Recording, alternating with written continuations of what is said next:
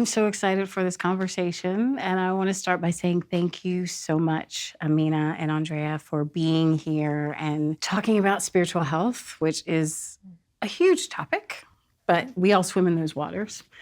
I want to start out by asking, how would you each describe what you do and the people you serve? So I think whenever anyone asks me that, I say that I provide spiritual and emotional support to students, staff, and faculty. And that is just kind of like the big overview of what I do. And then if they pursue a little bit further, then, I'll get into the nitty-gritty of it.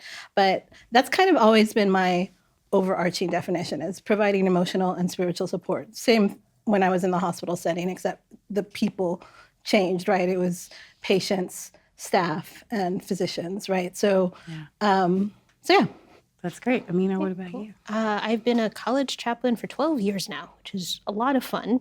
And I came up with the title Professional Muslim because half of my work is explaining just a different faith tradition to a campus community that might not be familiar with it, but then helping the Muslim students feeling like they belong. And I feel like half my job is translating. But then also the students during my interview, and they're like, so we don't get it, what do you do? Because hadn't been a chaplain in 3 years. And I was like, basically, you tell me your problems and I pray for you. And I love you. And I'm another adult in your corner, like cheering you on.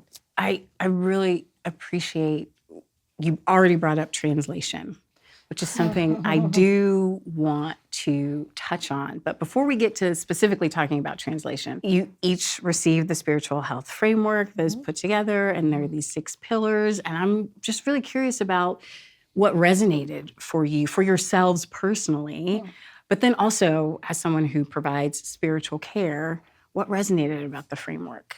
I appreciated how holistic it was. Like, it was, as someone that's trying to explain to a secular institution, I'm like, I promise this is good for us. And I can quote a verse from a different tradition, but actually what works is like, no, actually there's data behind this. And from like having scientific data to say like, actually this is the impact of what we are doing is helpful. But also, even if you look back at all these traditions, it's humans trying stuff for like, I don't know, thousands of years, and they all settled, they all agreed. I'm like, I don't know, community is good for us. Yeah. It makes sense that it's good for us. And this is like, that was probably my favorite thing about it. I have so many other thoughts.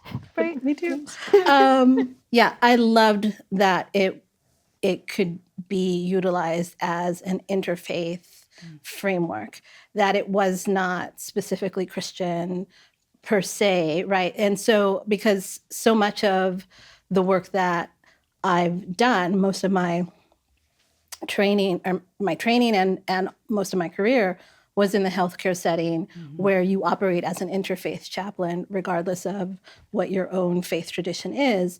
And so I loved that there was that openness to each of the different pillars was about, God, or what you call upon, like what higher power, what source, what is your source. And so there was a broadness to it that felt really familiar to me, and I think is helpful, especially since I'm currently I do some per diem work at a hospital that is secular, and it's not the first time, but it's the first time in a long time that I've been in a secular setting doing ministry. The hospital that I trained in and spent most of my career in was part of the Catholic Healthcare Network. So you already had kind of a built-in mission and core values that were literally like drawn out of Scripture. And now I'm in a seminary setting as the seminary chaplain. And so obviously there's a bunch of built-in mission, built-in core values. I think that the framework was really helpful, and I could see it being helpful in the current hospital setting that I'm loosely in just once a week, because I can see how different it is when you're in a place that's not the core, that is not the top value, and being able to have a framework that speaks to all of these pillars that are really part of, I think, one of the things you're naming, Amina, it's part of what we do as humans, and having something that just names it, but names it in a very broad sense, and so people don't have to feel like, oh, but I'm not religious, or I'm not, and I don't, I don't believe in this or that or whatever. And that is such a broad swath of the public now, right? Like we talk about how many nuns there are, right? The NONEs. And so, but you have something you believe in, and there is a driving force in your life, and you do have rituals, and you probably have a community, and there are core relationships that are important to you, right? And so all of these things are present, but unnamed. And I think sometimes there's so much power in simply naming things. Yes, and I say it's almost one of the superpowers of working in chaplaincy or spiritual care, is that's one of the things we're there to do, is just name what's happening. We don't have to even say what our opinion about it is, but this is happening, right? And then giving people space to process or not process or whatever that might be. But I want to get back to the translatable, Amina, that you bring up, because just saying spiritual, I mean, in both of your contexts, as you engage with people, before you might even dive into these areas, these pillars, right? Like, how do you help people understand that they are spiritual, or we are spiritual, or spirituality is a part of their makeup as a human being? And I heard you saying, Andrea, some of that, like there's something you believe in. So that's one way that you might categorize it. I know in the hospital, sometimes I share with people that what makes you feel connected to yourself, to others. Yes, to something outside of yourself that might be called a higher power. But how do you translate spirituality to someone so that you can begin building a relationship? It's hard because there's this image of like this older fish and two young fish that are like, and the old fish is like, how's the water? And the two young fish are like, what's water? Yeah. Because you're like, I'm in it. Yeah. Yeah. And a lot of the times it's like, actually, you're human. What does it mean to be human? We have spirits. They're part of our makeup as human beings. Now, what does this actually mean? Of like, when you hear truth, it resonates with you. And it resonates differently with everyone because it's truth. Because someone's not lying. Because like, there are foundations for all of us as human beings. And this is why we can recognize each other's spirits. And this is, again, like, whether it was like Plato or like every great prophet since the beginning of time, or like the Jain tradition, like the Dharmic traditions, like in all of these traditions, we're still talking about the same thing of like, there's an essence to us as human beings. How do we cultivate that? What does it mean? What does it look like? And I loved what you were saying about like, oh, it's helpful in an interfaith setting. I was reading it and I'm like, oh, this is super Muslim. And I could actually look at different, like there were different verses that were coming to mind, or different hadith from the life of the prophet, or like just different spiritual masters in our tradition that I was like, oh yeah, totally this one. Because it does resonate with us as human beings. Yes. Yeah. That is so helpful. Thinking about what is already there, what is rising up, and then naming it, and then moving forward within that. So if we think about the framework, and if we want to say like, we agree with these 6 pillars, we agree with these areas, right? Because you both work in institutions of higher education, there's strengths and limitations with that sometimes, I think, to helping people walk certain paths. And so seminary, secular university, what are the strengths and limitations institutionally, maybe communally, for you to say, yes, we need to work towards spiritual health as an institution? Because it can be easy to go to the theory, right? But what are the as a practice for an institution? There's a verse in the Quran that says that we have not sent a messenger except with the tongue of their people. And it's fascinating to me because I was like, well, what is the tongue of my institution? And there was a moment where I had like, I don't know, we have such high achieving students, it's very competitive. And I had the student that was like melting. He's like, I screwed this up. And I'm like, there's a moment, I don't know what came over me. It was definitely some divine intervention. I'm like, oh, sweetie, it's a prototype. Just do another one. And he was like, oh, and he just walked away. I'm like, what did I just discover? And I realized, like, looking back, and I'm like, oh, this is the whole thing about repentance and redemption. And you try again and you iterate. And then you're like, God, okay, I see the problem with the last one. Now, but it's just, I keep just realigning myself with who my essence is. I feel like that's what I had discovered, that I'm like, what if I use their language? And what if we use design language to actually explain? And this is what I love about the framework, that it's using modern language to actually explain to you something that is ancient and been around and people have been doing, and it's timeless and it's beautiful, that for centuries we said this works. And now we have more language for our modern time to be able to explain it. Yes, yes. I'm just reminded of a few years ago, and by a few years, I could mean 5 or 20, but but a few years ago, right? Like intelligent design was something that people felt like they could go to for a divine power that made more sense to them. And maybe for some of those people, it's because they were already scientific. It felt more accessible. So I love that. But perhaps about Stanford, it's a place where a design metaphor can help them. What about in the seminary? Yeah, I think what comes to mind is, in terms of limitations, being in a place that isn't interfaith, where the presumption is we are all Christian. This is the faith that we all adhere to. That is our core beliefs. That the framework can be helpful in helping expand what that means and what that can look like, because it lends itself to so many different ways of expressing belief and faith. And I think oftentimes, like in this seminary setting in particular, we're have a very mainstream evangelical history, and that can be really tight in terms of the expression of that can look like.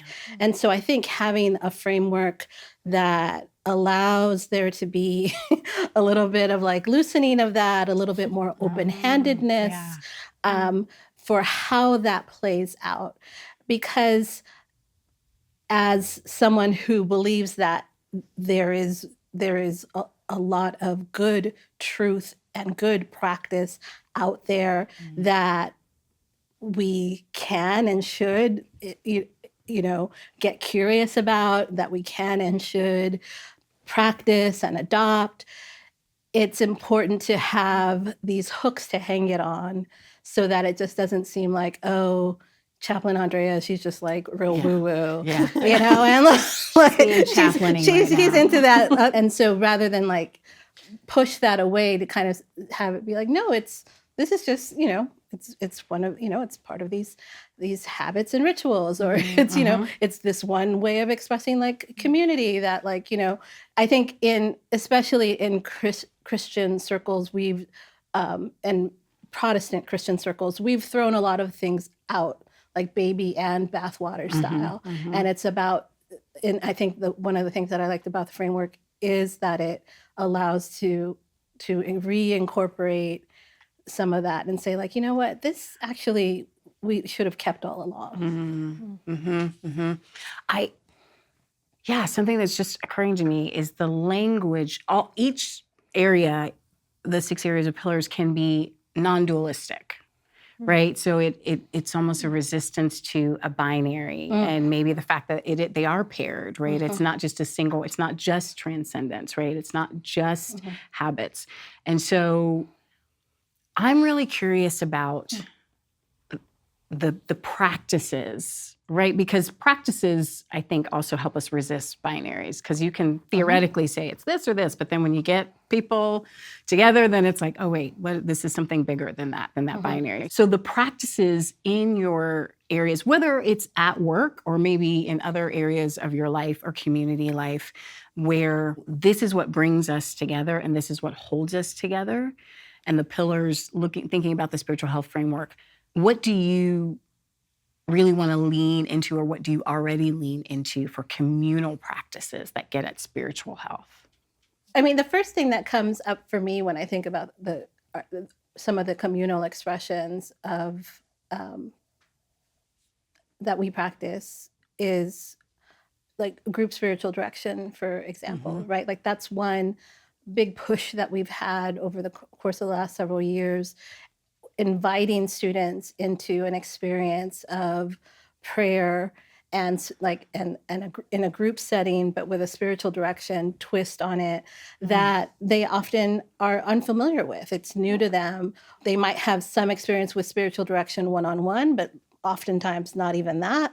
And so that becomes a way to invite students into a space that feels unfamiliar in a lot of ways, and perhaps might have like a high effective filter because it is so unfamiliar, but there is a little bit of it that feels like, oh, well, I know what it is to perhaps like, have group prayer or like, and so there's portions of it that feel like, okay, maybe it's something like that. But getting to learn in that space what it is to sort of sit and listen, what it is to be in stillness, what it is to hold silence in the space together, and get past that awkwardness and allow ourselves to sink deeper into what happens in that stillness if we release a lot of the tension that it might initially feel like. It is a practice because it takes practice, right? I always remind people as I introduce them to group spiritual direction or centering prayer, any of these like spiritual disciplines that feel really awkward at first. Again, there's a lot of power in just naming, this is going to be weird. This is going to be really strange. We're all just going to sit here and just be quiet together. And at first we're just going to do it for 3 minutes and it's going to feel like an eternity. Right. And it does. And it's like, but it's like, but every time we like extend it a little bit further and then we finally get to a point where it's like, oh, we know how to do this now. And we know also the benefit of doing it, that when we get quiet, when we allow ourselves to get still, that when we allow our like spirit to like sink down a little deeper past the things that are uncomfortable, I hear stuff and spirit speaks. And oftentimes not just to me, but for the benefit of somebody else in a group spiritual direction setting, right? And so I experience the sacred and the divine in a new way that I didn't know was possible. And oftentimes for so many students, especially in the seminary setting, they're barely hanging on to their faith, right? They're deeply deconstructing. They're working hard to integrate what they're learning from what they've been taught in the past. They're doing so much work, and the divine feels very out there somewhere. And so when you bring them into a new space and introduce them to something new, and they're able to like re-experience God in a new way, that's it. Like that is the goal, right? And so I think that's when I think about communal practices, group spiritual direction and even centering prayer in a group, those have been some really powerful times. Yeah, I hear in what you're saying, like that space to be together, not just be together, but breathe together, be vulnerable together, that inherently builds trust. Yes. It's almost like you have no option. Yeah. Whatever you might be outside of that experience, Right. you have no option but to be there and be together and trust each other. And that's, for communal spiritual health, that's really important. Right. And the community that gets then built out of that. Because my students who have been in group spiritual direction together bond in that group. And so you have people like across programs who would otherwise not have classes together, probably not meet, whatever, like they become friends. Yeah. Right. So it's the practice itself and the value of what happens in the room, the space that is made sacred by what God does in it, and what happens when everyone leaves the room. Yeah. Because now there's this thread of connection that we have, and that extends across programs and across their time here, right? And lifelong friendships, community relationships are established that are then become like this ongoing support. It's the ripple effect. The ripple effect is powerful. It's 100. powerful. What about you, Amina, for those communal practices? I was loving that. and I really love that because, one of the things that, like, in the class, like, I'm actually analyzing the data from the class now. So I teach a class called Designing Your Muslim Life, and it's based out of the Life Design Lab, and we're doing Designing Your Spiritual Life. And I collected data from the alumni that graduated, and we're like, are you likely to stay in touch with each other? Have you done things together? And they were like, yeah, I made some of my best friends. Actually, one student was like, my roommate from that trip is now my roommate. Like, couple of years later, we're living together in a different city, which is so profound to me that I was like, oh, this is how you found each other. Right. And it's so beautiful. So I really love that of like, now we're not just like, I don't know, like I knew your name. Now I know your soul. Like I know you at a deeper level. Like we're spiritual siblings. Right. Like, Yes. and it's sorry, I know I'm tangenting a little bit, but it'll all come back. It'll all come back. In Arabic, it's called love in God because God is infinite. That love becomes infinite because the rest of the world's fleeting. It's going to go away. Yeah. We might not remember this, but if it's in God, then it's infinite. Yeah. And we have this moment in time, and it's just, it really hit me. Yeah. So good. I don't think that was a tangent at all. I don't think it's a tangent at all. And it reminds me of transcendence. So one of the things I love about being a chaplain is I feel like I get dropped down into people's lives. And being a hospital chaplain, it's a crisis moment. Even if it's non-life threatening, you're in the hospital and nobody wants to be in the hospital. Even if you're having a baby, there's a lot of things that, it's like, I can't wait to get on the other side of this, right? But one of the things I love about the hospital environment is that I get dropped in the middle of it. And whoever we are outside of the hospital, maybe we never would have had the opportunity to engage. But now here we are.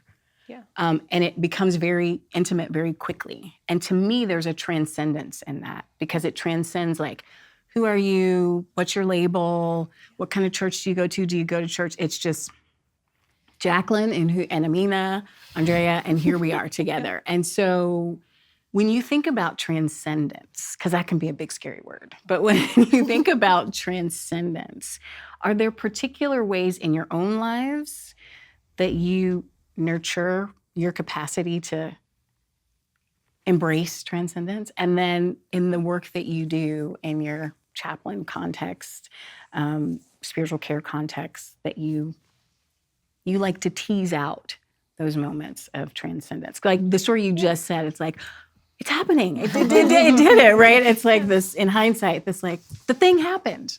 And I think also going back to community, for a lot of my students, this is their first time being away from home. So if they're practicing Muslim, they're like, oh, I have to do it by myself now. If I actually need to wake up early, I need to do this, I need to do that. And it's hard for a lot of, and also Stanford is a global campus. Like we have one student from every country in the world, which is magical. And then they're meeting each other, be like, oh, we're all facing Mecca and we're all praying, but you're doing a funny thing. I don't know, why are your hands there and not here? Like, what you doing? And sometimes they'll panic and be like, what's the right answer? And I'm like, it's okay.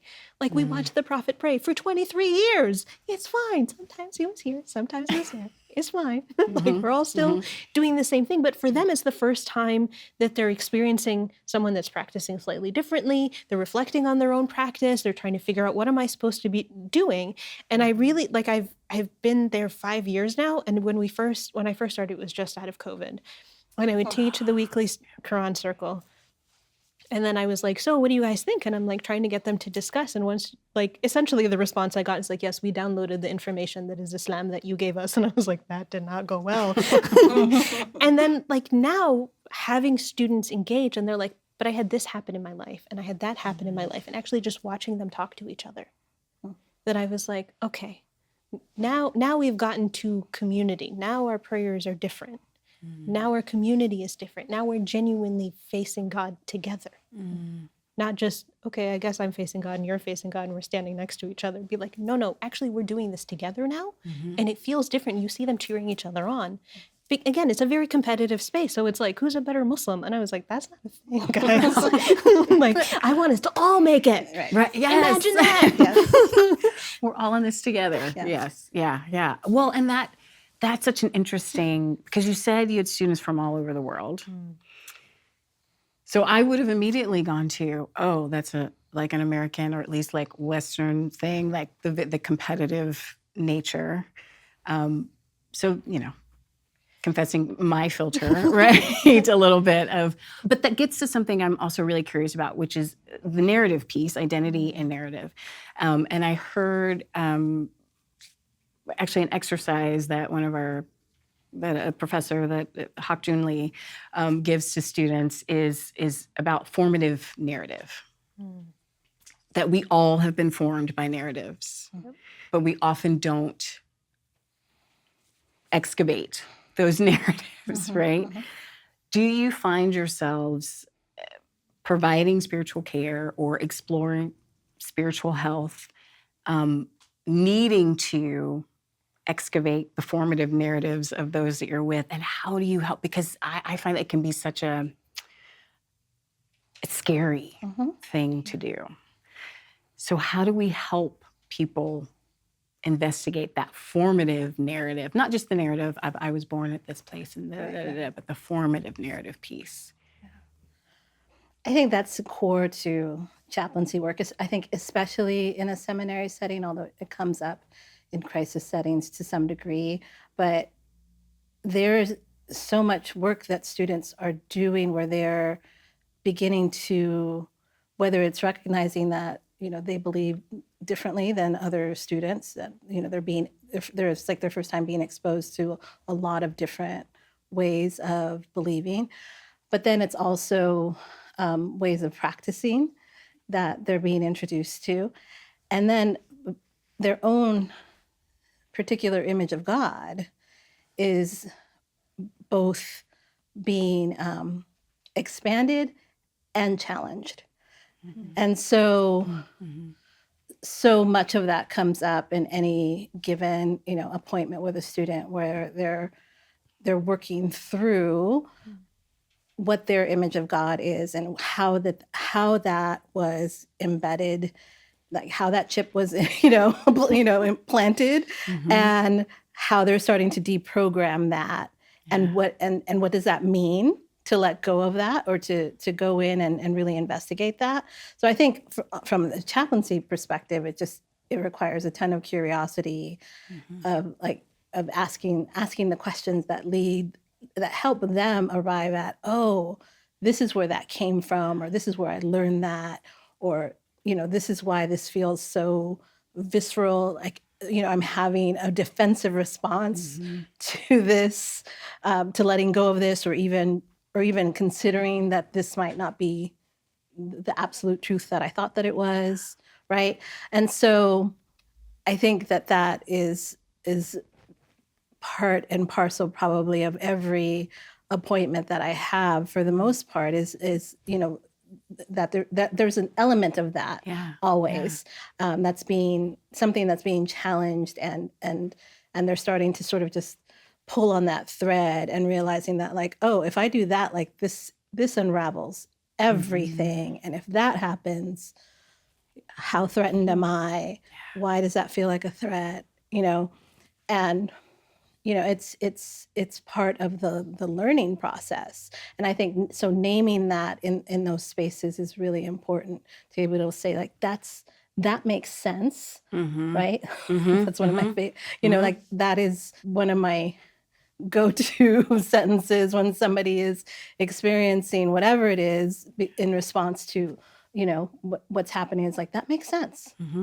So like that, the power of normalizing, and then the power of, again, naming and labeling. And then even as you continue to work with someone, the power of being able to reframe and say, like, so I hear you saying this, but what if we looked at it like, what I see when you say that is this. And then you have that transcendent moment often of like, oh, I never thought about it that way.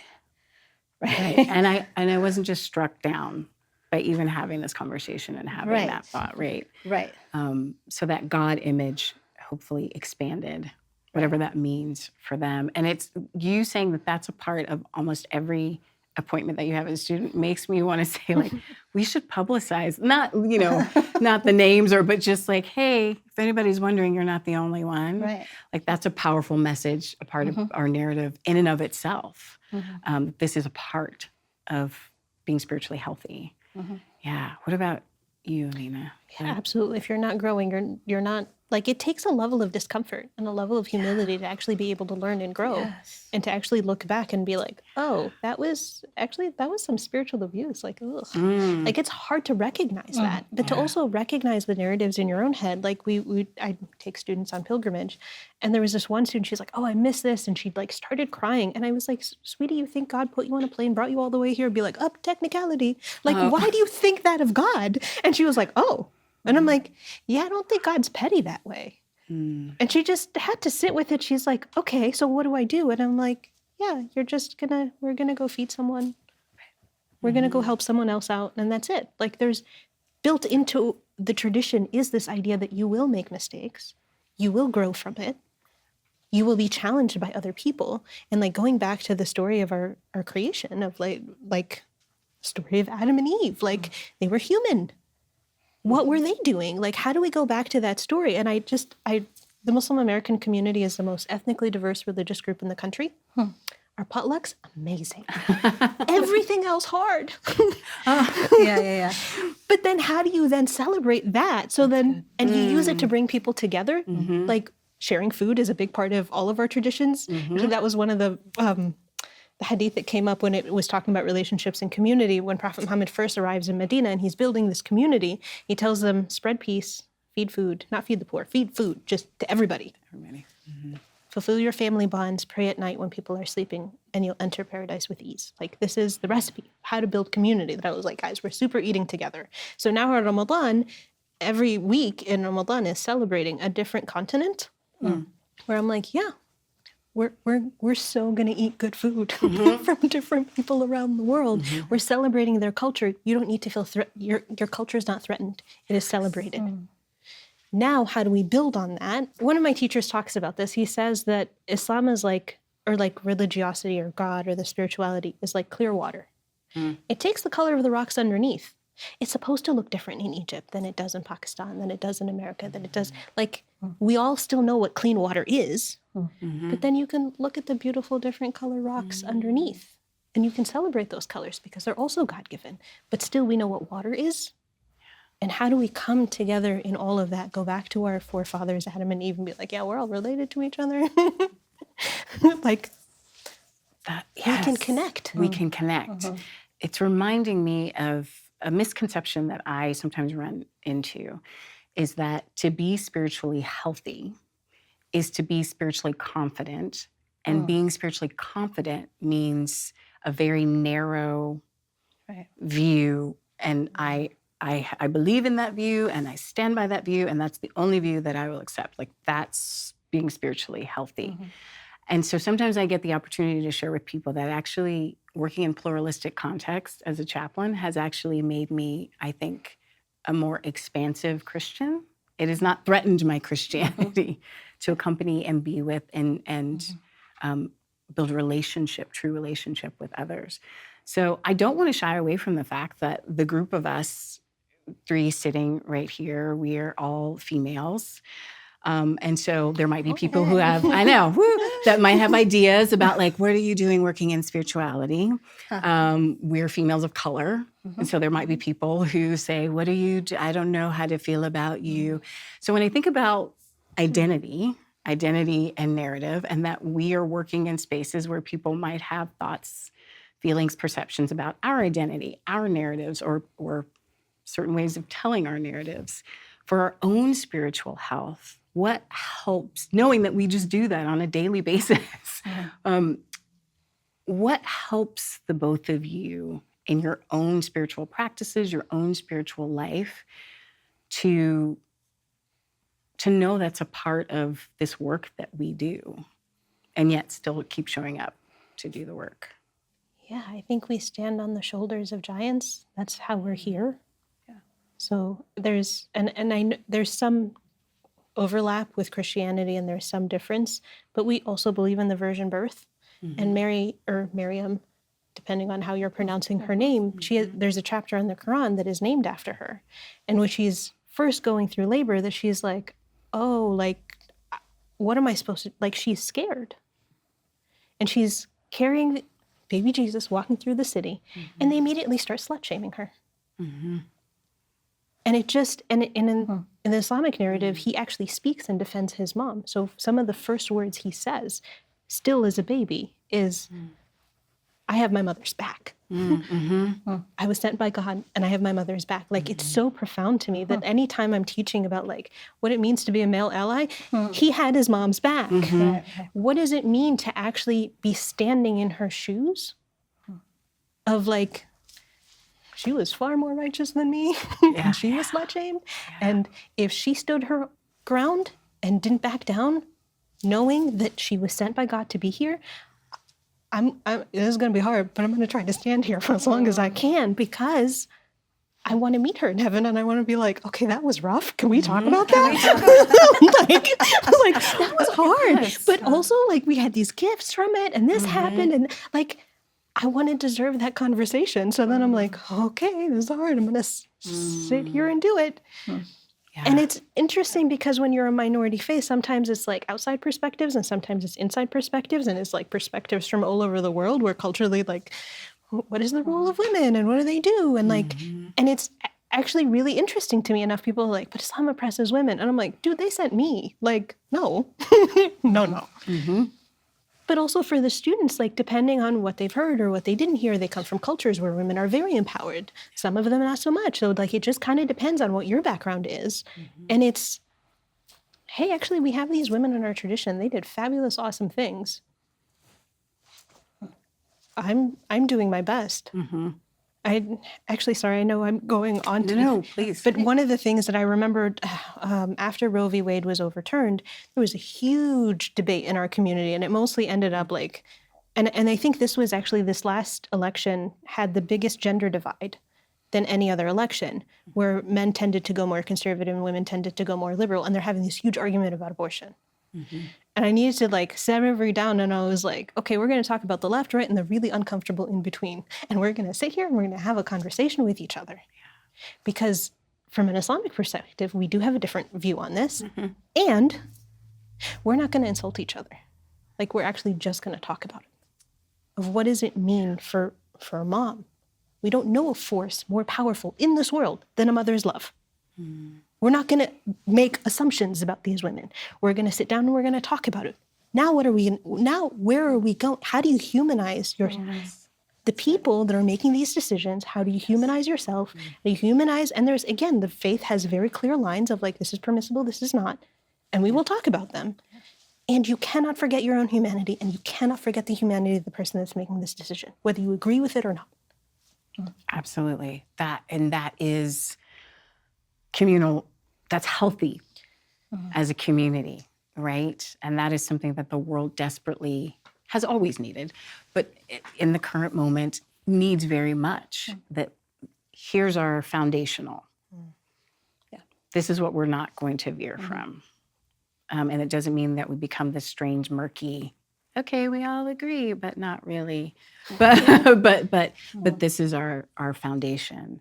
And I was also struck by when you were sharing, like, there's this cyclical nature of, so you knowing the narrative, knowing the shoulders that you're standing on gives you spiritual strength.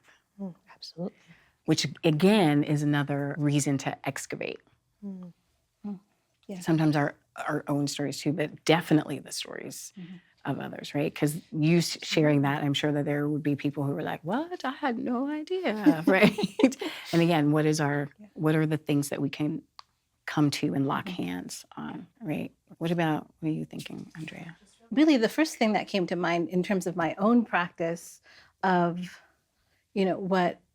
what helps sustain and keep me in the spaces, the community that I surround myself with, right? So I think that when you're a woman of color in ministry and I've had several from various perspectives, whether it was because I'm a woman or because I'm Black or whatever, I've had several different encounters in my ministry where that's become the point of contention in a consult or whatever.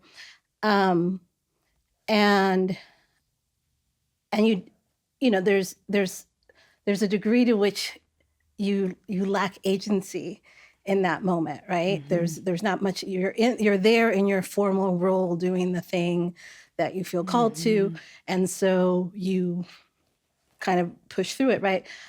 So I think my counter to that is how I exercise my agency in my own life and who I surround myself with. And so, and I think and I name that because I think that has been a place of growth. And kind of going to your point of like what you said about like the degree of confidence that one has around, your Christianity not being like shattered by, what being exposed to other beliefs or whatever, certainty to me has become like the enemy of like everything. Right? This idea that like I know. And so I feel like in my own process of becoming less certain but more confident, right? Yeah. I'm less certain about a million things than I was 20 years ago. Agree. And I also am the most confident that I am in what I do know. And therefore, exercising that agency in that to say, I don't have to accept less than in my own circles. And so I need to surround myself with people who see my gifting, people who can speak into my life and draw that out and name those things in me when I can't, or when I'm feeling low or when I forget, right? And so I think that communal piece and that ability to select and know like these are the people that are good for me, that like they're good for my soul. Right. And so they're having like that inner circle that feels nourishing in that way is really critical for each of us. Yeah, yeah.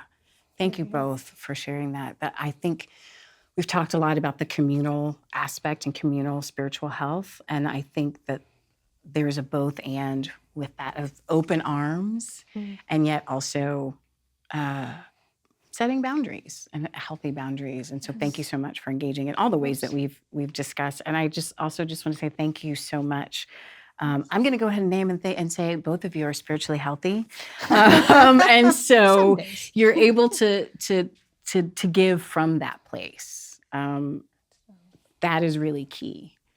That what you do for yourself is going to serve others because we're living and breathing and moving around the world. So whether or not it's on purpose or by accident, you're serving others by being healthy and being able to be present from that space. So thank you both for this conversation. It's so good hearing from you. Yeah, so good. Thank you, Jaclyn.